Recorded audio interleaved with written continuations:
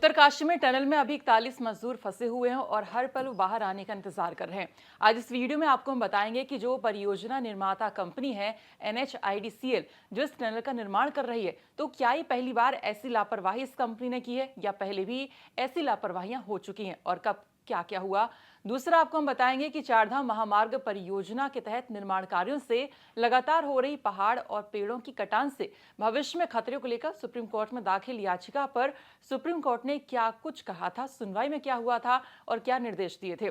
और कल जब केंद्रीय सड़क परिवहन एवं राजमार्ग मंत्री नितिन गडकरी उत्तरकाशी पहुंचे तो मजदूरों की सेफ्टी को लेकर उनसे सवाल किए गए, तो उन्होंने क्या कुछ जवाब दिए वो भी आपको हम बताएंगे। तो चलिए करते हैं वीडियो की शुरुआत। नमस्कार, आप देख रहे हैं आज का उत्तराखंड और मैं हूं आपके साथ सरिता तिवारी।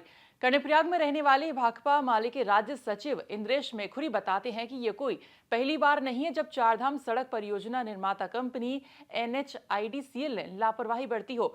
अभी टनल में फंसे मजदूरों की सेफ्टी के लिए कोई एस्केप टनल नहीं बनाई गई है, उन्होंने कहा। ना ही मजदूरों का इंश्योरेंस किया गया था। साथ ही उन्होंने इससे पहले हुए हादसों के बारे में भी बताया। उत्तरकाशी के सिलक्यारा टनल में मजदूरों को फंसे हुए 7 दिन से ज़्यादा बीत गए हैं और जैसे जैसे दिन बीत रहे हैं मजदूरों की सुरक्षा की चिंता बढ़ती जा रही है। इसके साथ साथ जैसे जैसे दिन बीत रहे हैं वैसे वैसे यह भी स्पष्ट हो रहा है कि परियोजना निर्माता कंपनी NHIDCL और उसके जो पेटी कॉन्ट्रैक्टर कंपनी वहां काम कर रही थी नवयुग कंस्ट्रक्शन लिमिटेड, उसने सुरंग के निर्माण में घनघोर लापरवाही बरती। उस सुरंग में कोई एस्केप रूट नहीं था, कोई एस्केप टनल नहीं था। जिस दिन टनल ढही है, जिस दिन वहां मलबा आकर के गिरा है, टनल का मुंह बंद हुआ है, उस दिन बचाव के इंतजामात के तौर पर JCB के अलावा कोई वाहन वहां मौजूद नहीं था। 800 से ज्यादा मजदूर साइट पर काम करते हैं, किसी तरह के चिकित्सीय उपकरणों का इंतजाम नहीं था। ज्यादातर मजदूरों का श्रम विभाग में रजिस्ट्रेशन नहीं था, किसी तरह का इंश्योरेंस नहीं था। तो ये साफ है कि मजदूरों की जिंदगी के साथ खिलवाड़ किया जा रहा था NHIDCL और नवयुग कंस्ट्रक्शन कंपनी द्वारा। और ये इकलौता मामला नहीं है कि जब इस तरह से मजदूरों के साथ खिलवाड़ किया जा रहा हो, बल्कि सालों साल जब ये चारधाम प्रोजेक्ट में कंपनियां काम कर रही हैं तो मजदूरों के जीवन से खिलवाड़ कर रही हैं, लोगों के जीवन से खिलवाड़ कर रही हैं। 21 दिसंबर 2018 को रुद्रप्रयाग गौरीकुंड मोटर मार्ग पर इनके सड़क खोदने के प्रोसेस में अचानक से मलबा आकर के गिरा और 7 से ज्यादा मजदूरों की मौत हुई। और उस समय पुलिस ने माना कि बिना पर्याप्त सुरक्षा उपकरणों का इंतजाम किए हुए सड़क खोदी जा रही थी, जिसके चलते कि मजदूरों की मौत हुई।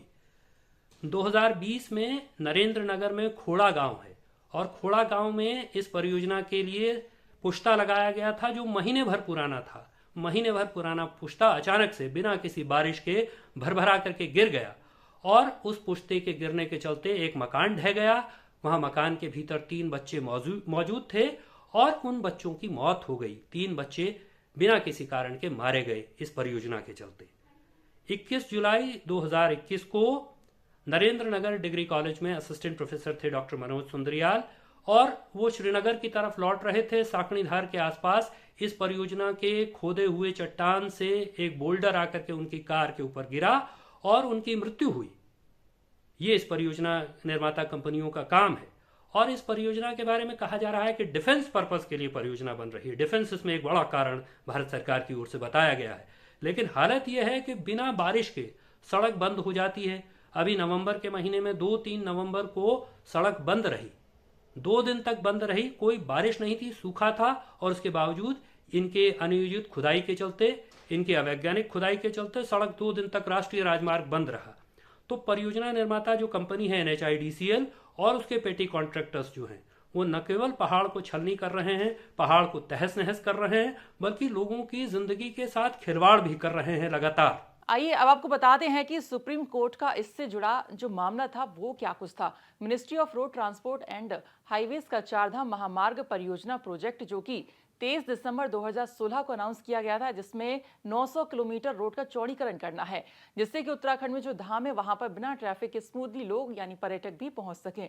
इसे लेकर कोर्ट में याचिका दी गई थी कि इस निर्माण के तहत हो रहे पहाड़ के कटान, पेड़ों के कटान से भविष्य में लैंडस्लाइड होंगे, जिस पर कोर्ट ने कहा था कि परियोजना के तहत हो रहे निर्माण निर्माण कार्यों से पर्यावरणीय खतरों को भविष्य में भांपते हुए निर्देश दिए थे कि निर्माण कार्य में जो बेस्ट तौर तरीके यहाँ इस्तेमाल हो सके वो अपनाए जाए। और कोर्ट ने क्या कुछ कहा था, भाकपा माले के सचिव इंद्रेश मुखर्जी बता रहे हैं। उच्चतम न्यायालय में 14 दिसंबर 2021 को इस परियोजना के पक्ष में फैसला सुनाया गया। सड़क को चौड़े करने का आदेश सुप्रीम कोर्ट ने दिया।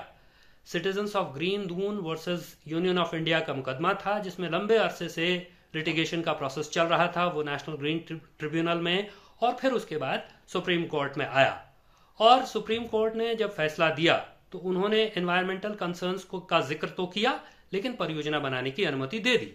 और लेकिन अनुमति देते हुए ये कहा गया कि जो भी बेस्ट प्रैक्टिसेस इस समय उपलब्ध हैं, जो भी सर्वश्रेष्ठ तौर तरीके उपलब्ध हैं, उनका प्रयोग परियोजना बनाने में किया जाए। सिलक्यारा इस बात का उदाहरण है। सिलक्यारा में जो सुरंग ढही है वो इस बात का उदाहरण है कि बेस्ट प्रैक्टिस का इस्तेमाल तो कम से कम नहीं किया जा रहा था।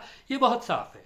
और इस परियोजना के मसले में जब सुप्रीम कोर्ट में मुकदमा चल रहा था, उस समय 2018 में सुप्रीम कोर्ट ने डॉक्टर रवि चोपड़ा की अध्यक्षता में एक हाई पावर कमेटी बनाई। उस हाई पावर कमेटी ने 2020 में जब सुप्रीम कोर्ट के सामने अपनी रिपोर्ट सौंपी तो उसमें सड़क को चौड़ा करने को लेकर के तो सरकारी एक्सपर्ट्स में और पब्लिक के एक्सपर्ट्स में मत भिन्नता थी, डिफरेंस ऑफ ओपिनियन था। लेकिन इस बात को लेकर के सरकारी एक्सपर्ट और पब्लिक के एक्सपर्ट एकमत थे कि सड़क को खोदने का काम, सड़क की खुदाई का काम बेहद अनियोजित तरीके से और अवैज्ञानिक तरीके से किया जा रहा है। उन्होंने अपनी रिपोर्ट में लिखा कि अनप्लान्ड, अनसाइंटिफिक तरीके से ये सड़क खोदी जा रही है।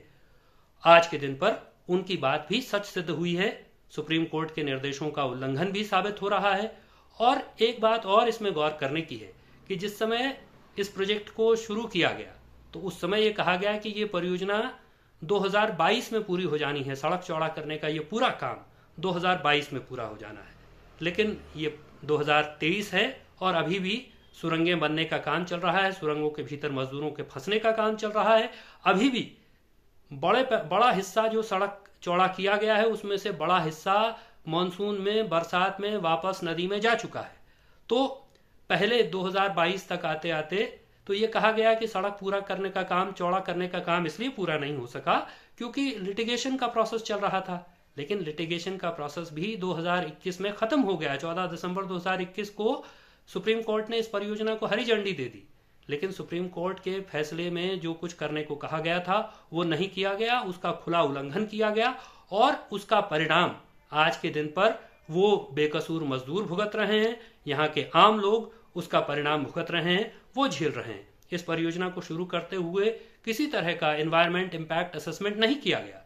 ये 889 किलोमीटर की पूरी सड़क है और 890 किलोमीटर के लिए जो एनवायरमेंट इम्पैक्ट असेसमेंट किया जाना चाहिए था वो इस तर्क के साथ नहीं किया गया कि ये 890 किलोमीटर जरूर है, लेकिन ये एक प्रोजेक्ट नहीं है बल्कि ये 100 किलोमीटर से कम के 53 पैकेजेस हैं। जाहिर सी बात है कि ये रास्ता पर्यावरण प्रभाव आकलन के कानून से पार पाने के लिए निकाला गया, उससे बच निकलने के लिए निकाला गया।